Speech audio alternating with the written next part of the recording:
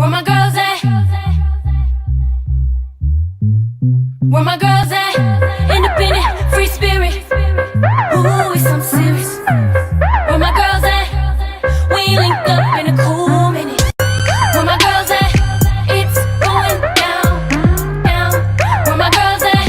It's going down, down. It's going out tonight. We going out tonight. Yeah, right. We going out tonight. It's going out tonight. Yeah, right. It's going out tonight. We going out tonight. Yeah, right. We going out tonight. It's going out tonight. Yeah, right.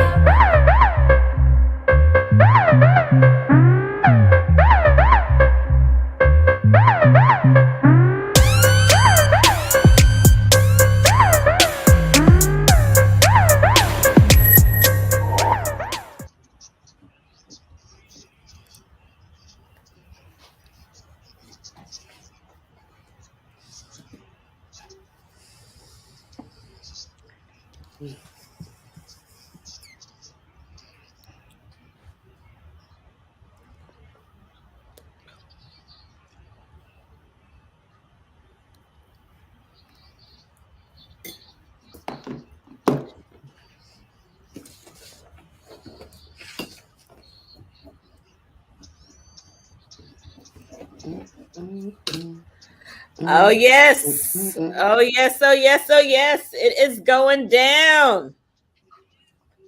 It is going down. Oh, yes. Bringing it in hot, Michael. Thank you. Thank you. Thank you. I mean, we love some. We got issues and we have the best crew in the background. So thank you, Dorothy. Thank you, Michael. This is Katrina Harris Earl, and I'm coming to you on We Got Issues today for another hot episode. Tag your friends, call your husband, call your cousins, and even tell your dog they need to sit down and listen. I mean, I don't know what planet you're on if you don't know what the significance of January 6th is. We are talking about the insurrection today. This is We Got Issues. You tuned into 910 a.m. the Superstation, coming to you on WFDF out of Detroit. And we do everything with excellence here. We bring you great content every single day, Monday through Friday. Katrina Harris Earl, Sabrina Gawin Monday, Lady Chrisette Ellis, Gloria Mayfield Banks. We are coming to you from California, Ohio, Detroit, all the way in Maryland. We have got you covered. We got issues. You got issues. We all got issues. So come here every day to talk about it. This is the freest, cheapest, funnest therapy you ever will get. Now, you might really need a therapist after today's show, and we are not that, but we can help you out. So I'm so grateful. We want you to call in. This is a show that we want you to call in. Stand up, speak up. That is how we got in this position. We need more people to stand up and speak up. And that could be you. Call us at 313-778-7600. We have another fan favorite who is coming back to the show today. We got a little bit of feedback, so everyone make sure their computers are turned all the way down. And Michael, help me out if you can. But I'm passing to the girlfriends. Okay, for the radio audience, you don't know, but you might want to tune in because my girlfriends are cute every day. Okay, pray for me. All right, so I will tell you that today is yellow and black. Okay, black. Oh wait, it's a song. Hit it for me, Michael. Black and yellow, black and yellow. Okay, everybody has on black and yellow, and so I don't know which black and yellow, but I think Sabrina started it. So Sabrina, don't get messy from the beginning. Okay, although this is the show that you can talk about people. So go ahead. How you doing over there in Geneva on the lake? Okay, Geneva on the lake. Wonderful. Carice, I'm wonderful. Katrina, these girlfriends are changing you. You used to be so nice, middle of the road, neutral, upstanding, but now you are turning totally messy. You are totally messy. Survival. It's called survival. There you go. Oh my goodness. There you go, Kat. You got it. Welcome, girlfriends. This has been a day of reflection. January 6th, 1 year ago. I think we were all in shock and awe to see what we were seeing before our very own eyes, that attack on our nation's capital. Just no words to describe what we witnessed with our very own eyes, and to see that now we're in the courts, trying to decide who is wrong, who is right, who gets jail time, if it really happened, how it happened. It's such a divided case. It shouldn't be divided. I mean, it is what it is outright. But we're here to talk about that today. We all do have on yellow and black. You guys, I promise we never plan. We never talk about what we're going to wear. Well, not never. Sometimes if we do a t-shirt or something, we might plan that. But today we didn't. We all go get the sponsors. Go get the sponsors. Go get the sponsors. Exactly. And so I told Katrina when she came on, she almost had it right, but hers are yellow with a tinge of orange. Okay, and so she's going to tell me. I know Mama Pert has you some yellow earrings on standby, right? So you can switch your wardrobe real soon. So I love laughing with you guys. I love that you bring a smile to my face, because there are days that I do feel like crying. And I know I see you guys, you lift my spirits. And so thank you for who you be on this day as we talk about this very important topic. Gloria, you're looking good in your yellow and black. Yellow always makes us feel good. How are you today? I like wearing Chris's favorite color. So, we all know. I'm doing good today. I personally cannot wait to jump into this subject.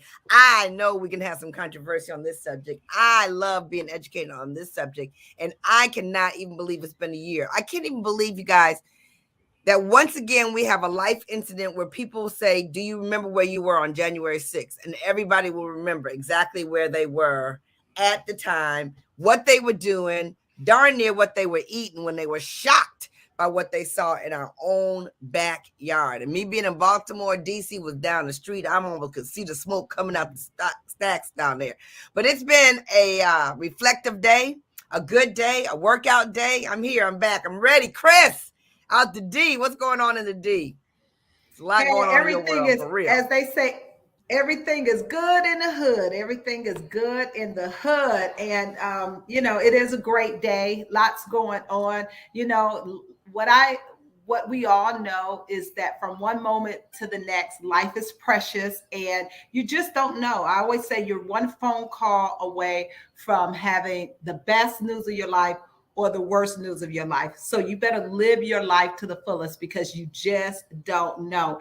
And you know what, you guys, as we are reflecting and getting ready to talk about January the 6th, I was just, that's on the news today. I mean, I'm sure some news somewhere they're talking about COVID and that's going crazy, but today is all about January 6th. And I was able to hear some of the news they were talking about, and which was really, really interesting. Right now, they have identified 725 rioters.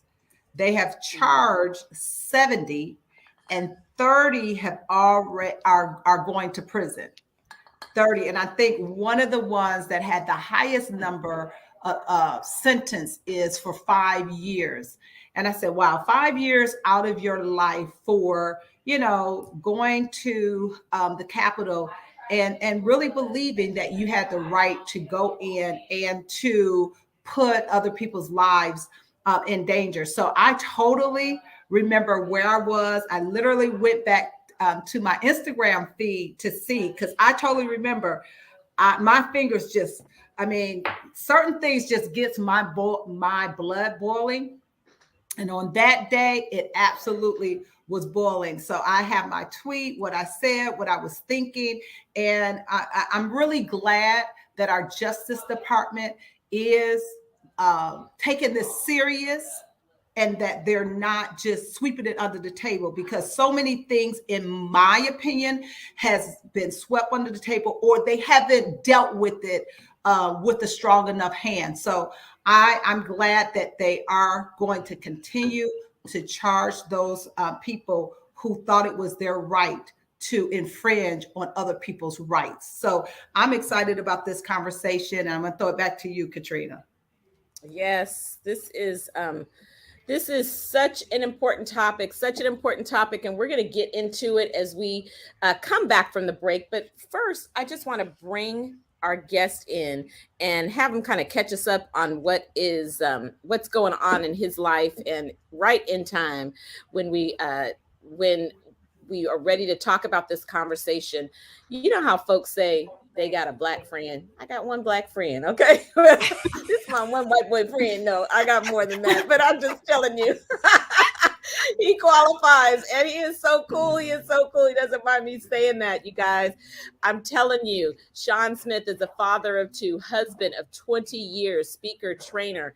At the age of 13, he was nearly killed by his next door neighbor in a hit and run accident while riding his bicycle to school. Police said the car was traveling over 50 miles an hour.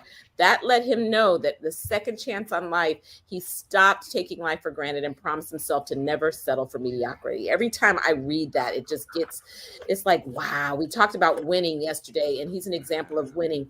Groundbreaking spoken word short film about healing racism called Let's Grow. He is one of the few people to deliver spoken word performance at TedX. So he's a TedX speaker. He wrote and performed a vulnerable, gut-wrenching 90-minute one-man show about his mommy issues called I Do Mom. I mean, this is a brother who's just, all around. He founded a personal development coaching and training company in 2006 that transforms thousands of lives worldwide, and has dedicated his life's work to studying the human brain, how to change our behavior and maximize our potential in all these areas. Y'all listen, he has produced over 3,000 articles, audios, videos. He's well spoken about this topic and so many others, and is trained globally in Canada, Colombia, Sabrina, Costa Rica, Greece, India, and of course, the United States of America. Wow. I love the work that he's done with Lisa Nichols, and just amazing. So Sean, I'm bringing you in hot, okay? So here he goes. He didn't get the memo either about the black and yellow, but come on. Yeah, I didn't get that memo. So I'm gonna have to check my wardrobe. I'm a man, so it's not like I got a bunch of options here. This is what I'm rocking all day. Once I commit in the morning, I'm committed for the day. It's such a pleasure to be here with you all, and I am so honored, Katrina, to just be one of your white man friends. Thank you, Sean. Catch us up since you were on the show last time. We got so much. Bring them back for a part 2. Well, this is part 2, but tell us what's going on in your life. What's happening? Catch us up. Yeah, it's the gravity of what we've been talking about with the January 6th date and where I was. I was just kind of reliving some of those memories as the four of you were talking about it. As it relates to the race conversation, the latest thing that I've done, you mentioned the TEDx talk. My TEDx talk just went live about 2 weeks ago. It's called Dear Racism, a breakup letter from a white man. And it's really my journey with this entity called racism. 2 weeks ago. Who am I inside of all of it? And it's based on a really profound conversation I had with a black friend of mine. Probably 10 years ago, a guy I grew up and went to school with. So it's a meaningful piece for me. It's unlike anything that I've ever done. And, I'm interested, as the four of you are, obviously, to open up conversations. We're not going to deliver a whole lot of answers in a short period of time, but can we open up a whole lot of conversations and bring people to the table? I think that's the solutions that we need. I love it. What has been the response that you've gotten from that going live, and how can people watch and listen to that? We have just a couple minutes before we go to the break, and then we'll dive in when we come back. So tell us a little bit more about the tell us what it's called. Dear Racism, breakup letter. Dear Racism, breakup letter from a white man. If somebody wants to see it on YouTube, they can search for my name, Sean Smith, and TEDx, and it'll come up, or I can post a link here on the various places that this is going live. And it was a thought, I wanted to do a talk about the difference in society and the division in society and all the things that are going on, especially on top of the pandemic and all of this, tension that we have in society. And a thought just woke me up one night. And the thought was, Dear Racism. If I was writing a letter to racism, what would I write? And it woke me up, and I ended up jotting down a bunch of ideas for hours. And I ended up writing a letter. Like, for those of you that can see my video, I actually hand wrote this letter of what do I now know of? What do I think of the entity called racism, my place in it, how I've perpetuated it in the past unknowingly, and who am I now? You know, and for me, the thing that always drives me is when my kids ask me, or my kids tell their friends what their dad did in this time of turmoil, the thought of what that answer could be is what simultaneously chills my bones, but also gets me going. So it's a really deep, vulnerable, and honestly a scary thing for me to talk about. Wow. It's so. Well, we're going to the break. Last time when you came on, now we're paying the bills 4 times during the show. So here we go. And Michael, did I hear you bring out black and yellow? Crank it up as we go to the break. All right, we'll be right back. Let me go grab my yellow earrings. Okay.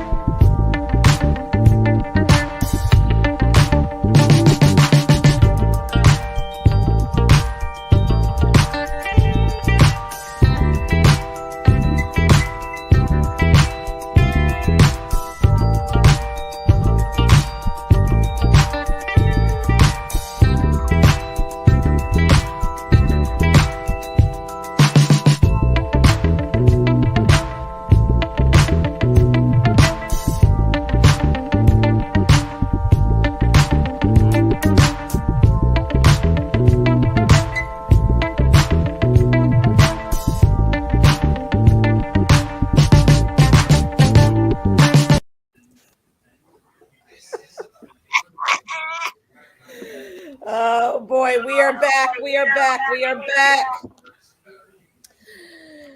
back, and we're gonna get into this conversation. You know, my earrings on Facebook, they look pink, but they really are black. They really are black and yellow. The funny thing is, this morning I pulled them out, and then I said, let me wear the orange ones. So I'm excited to be here with you guys. But this is a super important conversation, and I know that there are some people that would say, what does race have to do with what happened on January 6th? And then there are Black folks who understand exactly what it has to do.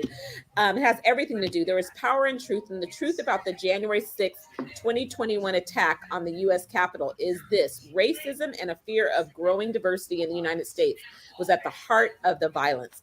While then President Donald Trump encouraged demonstrators to retake the nation under the guise of halting certification of a 2020 election result, racism was in the roots of and remains embedded in this movement. Rioters blatantly and proudly hurled racial slurs against Capitol police officers. Many waved the Confederate battle flag, long a symbol of Southern states that supported slavery and those promoting post-Civil War racist policies. Gallows and nooses, y'all, that recall the lynchings of Black people appeared on the ground, on the Capitol grounds. So many symbols of racial hatred. I could go on and on and on. Research shows that many white evangelicals, for example, do not want to live in a religiously diverse country, identifying as Christian nationalists. A September survey by the Public Religions Research Institute found that roughly 1/3 of whites surveyed believe that God granted America a special role in human history and that patriotic violence may be necessary to save the nation. These striking statistics should be confronted as part of our efforts to understand exactly what happened on January 6th. So we're going to get in and talk directly about this topic. And so, Sean, I'm going to bring you in. What did racism in your mind have to do with January 6th? Talk to us about that. Yeah, I appreciate you reading what you just did. To the white community, had nothing to do with race, because it wasn't protesting race. There were no outward signs of racism there. It was a political thing, and I think it's really important for us to understand that racism is designed to hide itself. That's what keeps it going in many ways. And it allows especially white people, because nobody wants to be racist. There are very, very few people who proudly say I'm racist. So it gives the white community something to deny if there isn't overt racism on display. You have to look at the seeds, to your point. You have to look at the Confederate flags. What are the roots of that? What are the roots of the gallows that were on the premises there? What are the roots of the philosophies and ideologies that have built into it? So it's really difficult. It's like looking at a cake and seeing the eggs. You can't see the eggs in the cake. You just got to know the eggs are there. So it's really difficult to identify something that's embedded in the fabric. That's going to take education for us to see what cannot be seen. And we can open this up a little bit later, Katrina, but I'm also glad that you spoke to the religious component of it. You know, I was just reading the other day that prior to race even being created, it's just a construct. It's an idea. Prior to that, the country was divided by religion.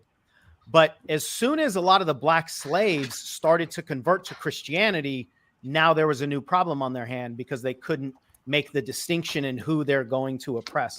And so that was one of the reasons, one of the ingredients that race was even created, because obviously it's easy to see. Wow, that is huge. You said a lot, and I love when you just grab a nugget, but the eggs are in the cake, even if you don't see them. That was so good and so true. I'm going to go to the girlfriends in just a moment, but I thank you for Larry and James that are on hold. Thank you for calling into We Got Issues. And so we want to hear from you and want you to lean into this conversation. Talk to us. Larry, are you there? Thanks for calling We Got Issues. Yes, ladies and afternoon, you all. One of the things that I want to make mention of, and I'll just leave it at that to allow someone else to call in. The part that really troubles me more than anything is that 1 year today, there was an overthrow of our democracy and our government. We were probably one act away from that being a reality. in this country. My issue or my problem is that what did we do in order to address bad behavior? If you don't address bad behavior and punish those that commit criminal acts, crimes, what are the things that happens is that you have copycats to this to occur. In that 1 year today, our democracy was threatened, was overthrown almost to that point. 350 individuals who have been identified by the FBI are still on the run, on the loose. We have not charged those individuals. I'm more concerned about what happened after the insurrection. Voter suppression in every state in the country. Is now less powerful, less possibilities of us being able to use that electoral process and to elect a free and a free democracy in this country, or individuals that may be run using our electoral process. That is at threat. I am concerned. We still have a filibuster. We still have a divided country. What do we do? What do we use to measure or to get us out of this situation? I'm troubled by it. Thank you, ladies, for taking my call. Larry, you said a lot. I mean, you said a lot. Does somebody want to jump in on that? Oh, I thought one of the girlfriends was jumping in. You said so much, Larry. You spoke the words right out of all of our mouths. I mean, and I love that Sean said we're not going to solve all the issues today, but doggone it, we're going to move closer by opening up this conversation. Because I should say, you know, why does it take an anniversary for Bill, we all have seen how the racism conversation was front and center, and it has moved just on the nationally, it's moved kind of in a different direction because there's so much news. And so, Larry, you said so much. I'm going to go right to James, who's on hold also, and then pass it to one of the girlfriends. So, James, are you there? Yes, I am. How are you doing? Oh, we're doing great, James. Thanks so much for calling into We Got Issues. Yes, we sure do. And I want to say, because of January 6th, I don't think that's black folks' business, and I'm going to tell you why. Them white folks, at least they had enough sense to go to the state capitol when it's open. And Congress is in the building. See, they believe in fighting for what they believe in. We go when it's closed, when Congress is on vacation. This is why we never get anything done. Now, we want to talk about racism. October 2020, a 6-year-old black baby boy in Michigan was killed execution style, shot in the back of the head, close range. You see, then the 28-year-old black babysitter, same way, shot in the back of the head, close range, blew their brains out their head, and then dismembered her body in her head. And we don't talk about that as black people because it wasn't a white person that done that, or a black person. You see, right here in Michigan, less than 20 miles from National Network headquarters, they won't even talk about it. The baby daddy shot, killed, put in the car, doused with gas, set on fire, and you put meat in the smoke. But we want to keep talking about what this white man is doing to black. What about what these Arabs are doing? 2 weeks after that, another Arab at the gas station shot the AK-47 through the bulletproof glass and killed the 18-year-old black man. We don't talk about that. So let's talk about everybody that's doing the good to black folks. If we can't do that, let the white man go free. Everything they do. Why is it that when black people see stuff on the news, what the Arabs is doing, nobody want to open their house? Where's Maxine? Where's Maxine water at now? Where's El Shopping at? Still got dirty water in the harbor. 300 pastors go down to Georgia. You can't get one to go to Ben Harbor.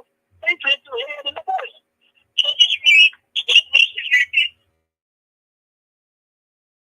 Today we're talking about January 6th.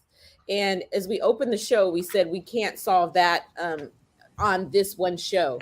So we certainly can't solve every issue. And if you continue to listen and We Got Issues, we talk about a lot. Violence and lawlessness is got to go. And it is here and it is a problem. And we could talk about it till the end of time from all different angles. But what we understand is we can do more than one thing well at the same time. And today we're talking about January 6th. And so I appreciate you for calling in. Racism does exist, and there are other examples too. But today we're talking about the racism that we saw front and center that could threaten the very fabric of our democracy. So thanks for calling in. I appreciate you calling into We Got Issues. I'm going to pass it to you, Sabrina. I know this is near and dear to, just the talk about the blatant racism front and center. Well, we're going to a break. Thank you, Michael.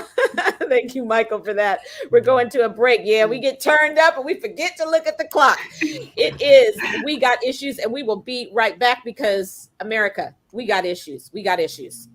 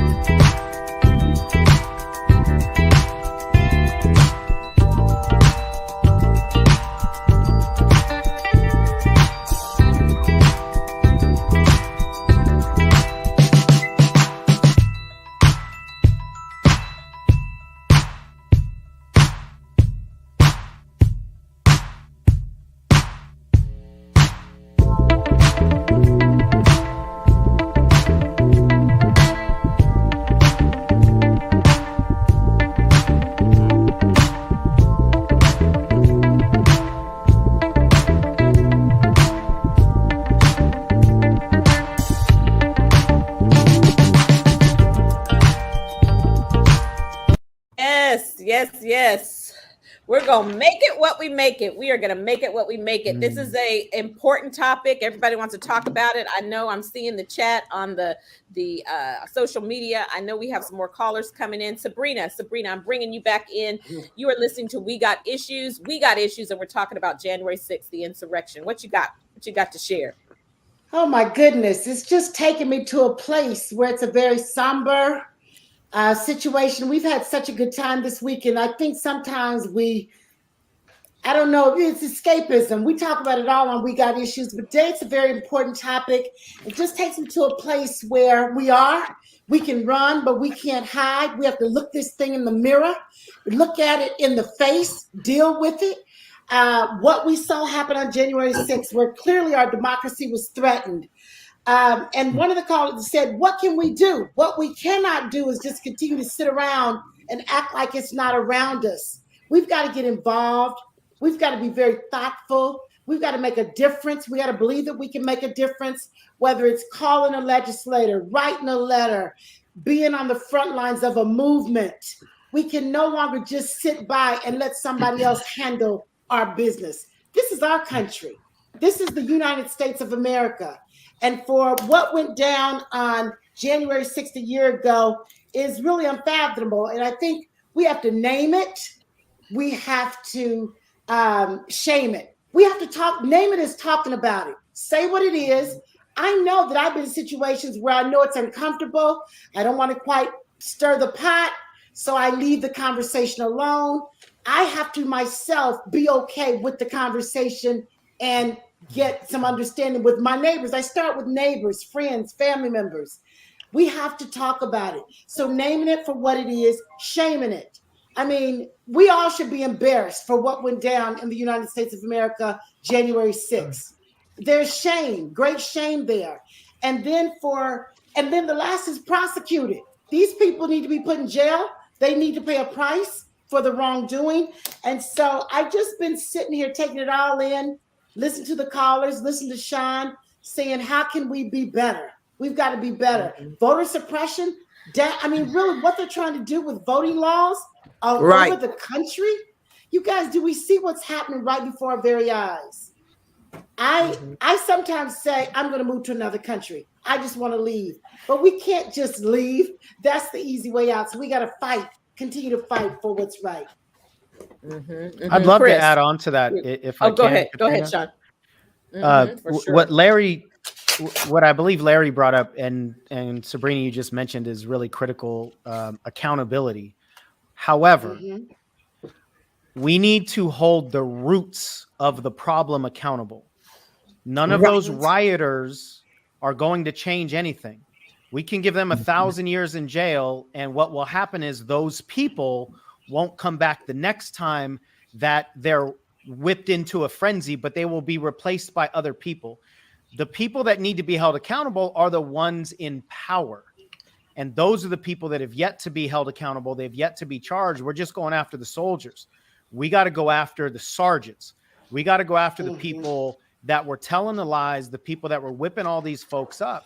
But the thing is, they have to lose what matters to them. But the only thing that's going to matter to them is power. If they don't lose their power, then even jail time or any other consequences won't get at the entity at all.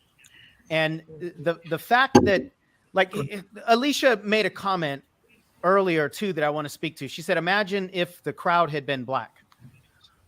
That by itself will elicit all kinds of responses. But I have a different question. Imagine if the president had been black.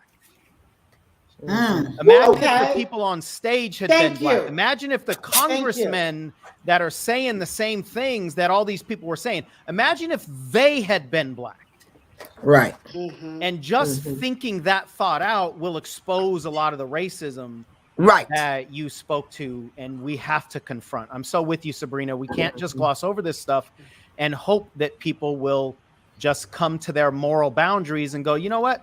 I'm just going to decide not to do that because I shouldn't.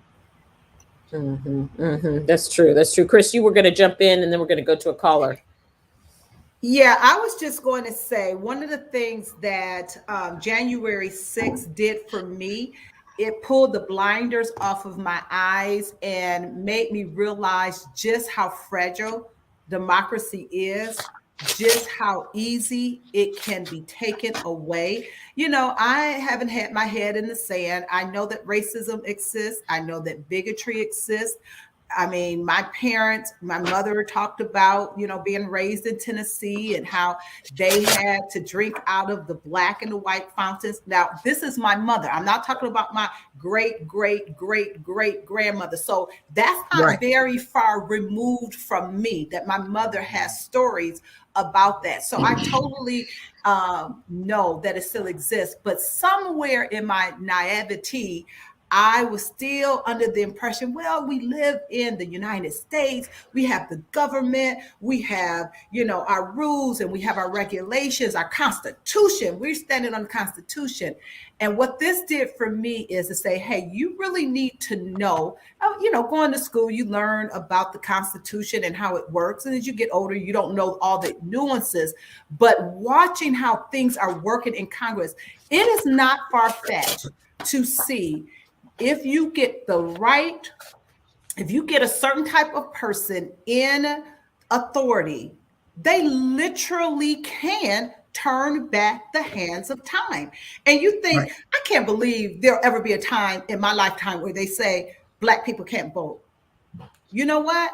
Don't be naive. Because if we're not careful, if we are not watching It absolutely, before I would have said that's so far-fetched, please don't say that. But now I promise you, there's a little something in my gut that's uneasy about the current environment in our government. It really is, quite frankly, very scary and unnerving. It is. You said it. You said it, Chris, for sure. We're going to go to 2 callers, and we want to hear from Jerome and then Robin. If you're still there, thanks for holding on. Thanks for calling in to We Got Issues, because this is an important topic and a big issue. Jerome, are you there? Are you there? Oh, yes, I am, and thank you for letting me join the discussion. I think one thing that we're overlooking is that the whole year last year was attacked on African American people, starting with the storming of the Capitol. And most of the decisions made about African American people have been made on lies and rumors. Every single one.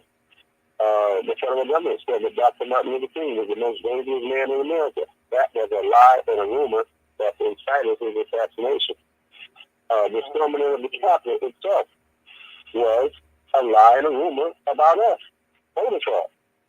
Donald Trump didn't spend not one dime in any of the white communities that voted for Joe Biden. He did it in Georgia, Detroit, and everywhere else where there were black voters. So this was an attack on African American people, the storming of the Capitol. And I heard one of the previous scholars say that it wasn't about black and white, but it was. And what we need to do is we need to let those folks know who stormed the Capitol the real American story. They stormed the Capitol because they were told lies and rumors. What needs to happen is America's real story needs to be told. They need to know our story in its entirety.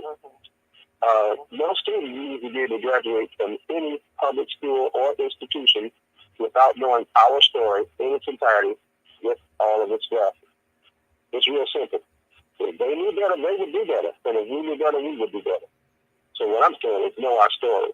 Make him tell the rest of his and her story, which will automatically include our story.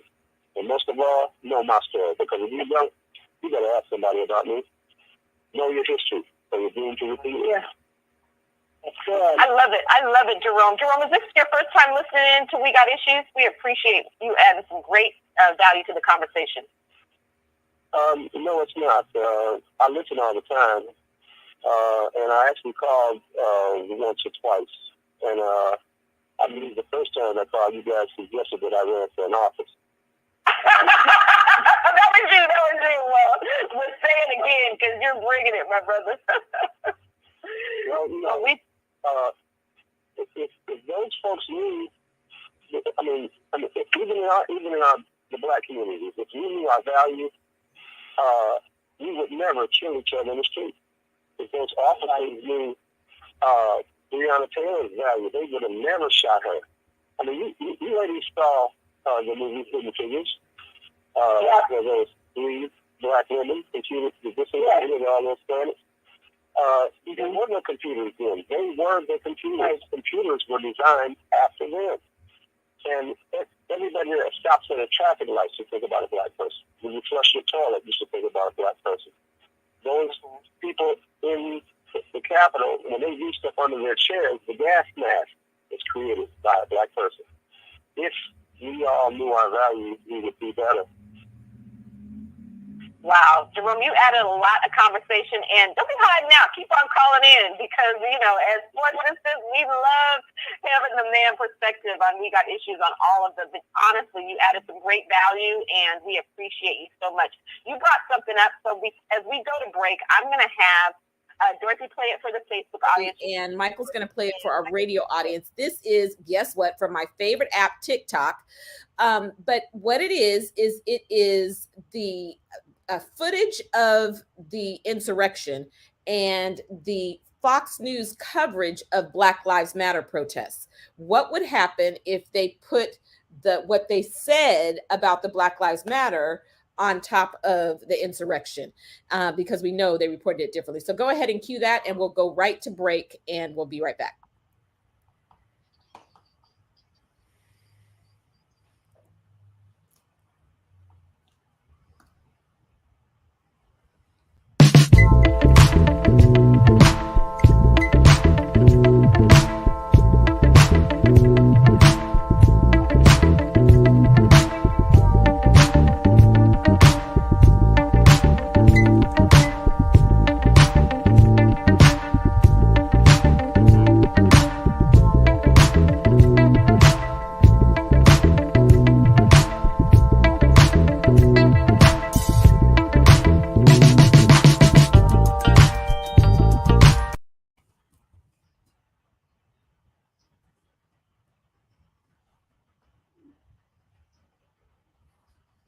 tell you this is the best video you'll see today. Watch what happens when they put Fox News coverage of Black Lives Matter protests over footage of the January 6th terrorist attack on the Capitol. This kind of mob-like behavior has got to stop before somebody gets hurt. Violence, intimidation, unacceptable in this country. It's not a protest. These aren't children. These are adults, and they're destroying our country. I think what is so jarring to so many Americans right now is just the fact that there's so much lawlessness. Why isn't anybody stopping the looting and the vandalism and the destruction of private and public property? That giant lie handicapped the police, We'll so be they right couldn't back. do a damn We'll be thing right back. to stop the riots without being accused of attacking mostly peaceful protesters. These include people who threw projectiles at cops, screaming the most disgusting things in their faces, an inch away from their face. Fuck you, police! Someone with long hair with a flag hitting someone else. You know, all of this violence. How is rioting, throwing things at police officers, how does this solve anything? It isn't just an attack on police. Think about it. It's an attack on the rule of law, on civilization itself. I don't understand the rioting, the looting. I understand peaceful protests, and I think most people do. But when it comes to all this violence, people throwing things at each other, enough is enough.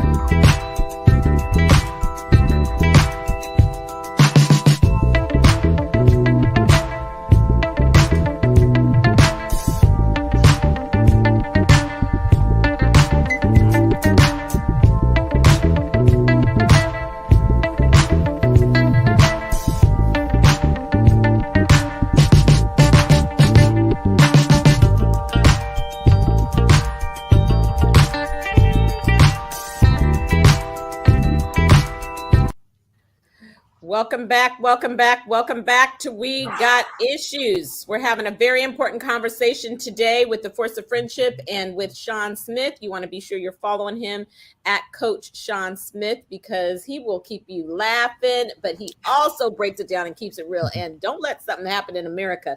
This brother right here will call them out, will call you out if you are wrong. Wrong is wrong, wrong is wrong. And I thank you for that. That was very telling. If you have an opportunity to really look at that, the video that we shared and the audio that we played, it's like, you know what? What they said went right along with what we saw, but it's always different if it is a Black person and Black people in this case. At this point, 705 people, we saw thousands of people, thousands and thousands of people storm the Capitol. 705 people were arrested.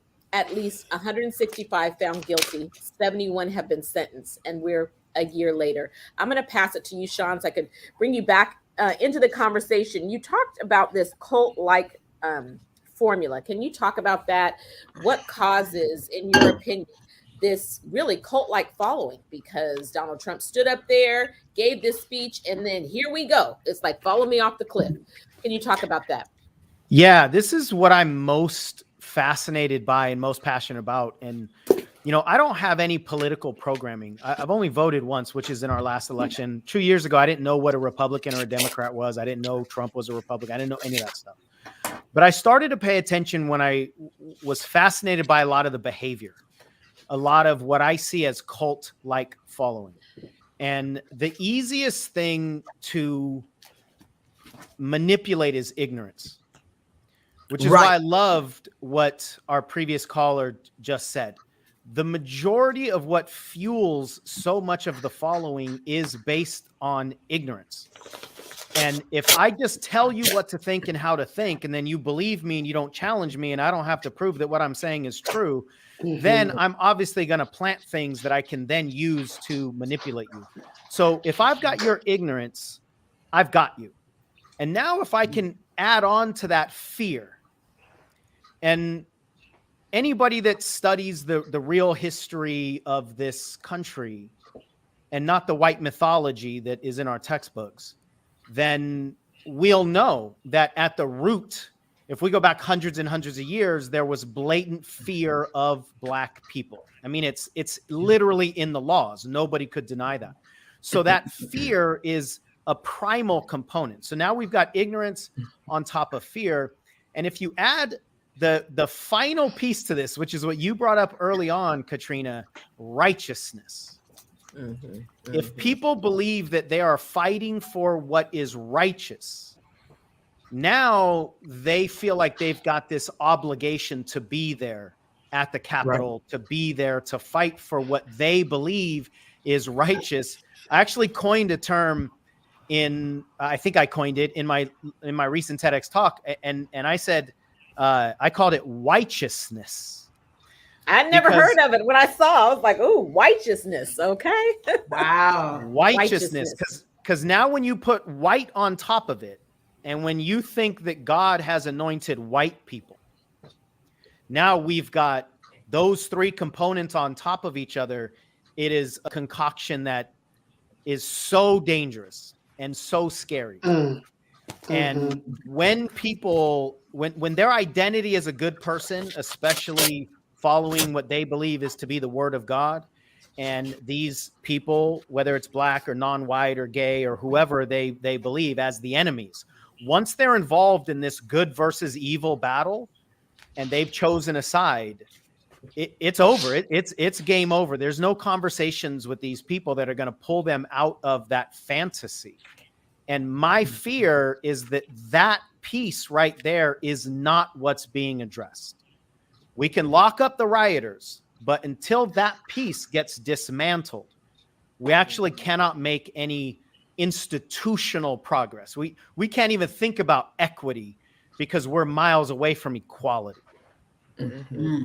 Wow. You know, Gloria, I know you have a lot to say. Yeah, I mean, my head is going all over the place, and I wanted to hear all the callers. And, you know, following what you just said, Sean, this is so big. There's a documentary on Netflix that talks about tyrants, and it talks about tyrants over history. So I had watched some of it before we'd said all this news about January 6th, and what you just described as the perfect storm for someone to come in and do what Donald Trump did. If we're not very smart, like you said, if we're act ignorant and it goes underneath, you know, when Chris said, you know, it makes you aware and awake of what can happen.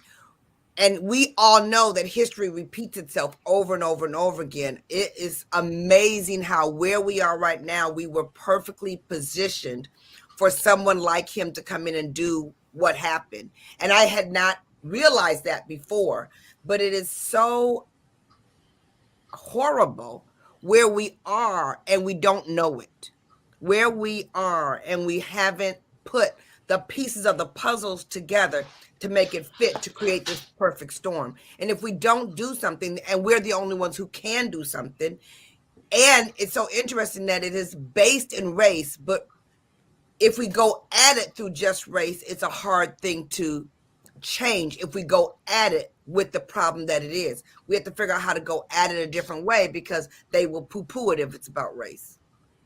I think that's a really important piece. The racial conversation is actually not going to move the needle very much, because it's deeper than that. And racism is built to defend itself.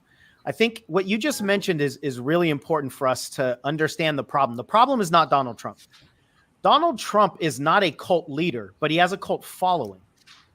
And the reason he has a cult following is because he's a marketer. 7 years ago, Donald Trump didn't even have the philosophies that he's now known for, but he's a marketer. He just says things and then figures out what moves the crowd. So he grabbed what was already in the fabric and brought it to the surface, which I think is, number one, hopefully we'll take the target off of him because he's not actually the most dangerous ingredient. But now we'll look at the ingredients in the recipe that are a problem. And then if we can get this shared experience and shared commitment that this is not what we want our society to look like, this is not what we want our country to look like, and we attack the ignorance that fuels so much of it, I do have hope that this can be changed. It's not going to be a quick conversation. Long term, though, on a long enough timeline, I dream of this day when we look back as a human species and go, wow, Donald Trump brought all of this to the surface so we could fix what was already a problem. And yet it feels so much. I think so many people would agree that Donald Trump was a direct response to a Barack Obama. It's like, had there not been a Barack Obama, would there have been a Donald Trump? I love when you say this, what you just shared. The institution of racism is built to withstand all attacks from the outside and nearly all attacks from the inside. The exception is the straight, white, middle-aged, middle-class man. That is the core identity that the system was designed to protect. I mean, that is just, it's all up in the fabric. So you guys, you have to be sure to go listen to Sean Smith's TEDx talk, Dear Racism, a breakup letter from a white man. Right. We put the link in the chat and they can also check it out. Sean, you want to share any more about how they can follow you before we end for the day? It comes to an end so quickly and we are just getting started. It's amazing how fast you guys make time go here when we're talking about the deep stuff. Yeah, everywhere online, I am Coach Sean Smith. This conversation, the best place to find me would be to go to that YouTube video, and I'm easy to find. So if any of you want to continue the conversation in any way, please let me know. And you mentioned it. I'm extremely proud of this movie that we created as well, this short film. It's a 16-minute piece, and it does a lot of the work that we're talking about here. It speaks to the ignorance. It's a coming together literally at the table and starting conversations. And that's where my hope lies. You can go to CoachSeanSmith.com. Follow Coach Sean Smith on YouTube. Also, really good. Well, I tell you, we've had some light topics this week, and today was heavy, and you got to come back tomorrow to see what Friday is going to be all about. We have issues, and this is the place we come to talk about them every single day, Monday through Friday, 6 to 7 Eastern time. We will see you tomorrow. All right. Choose to make a difference.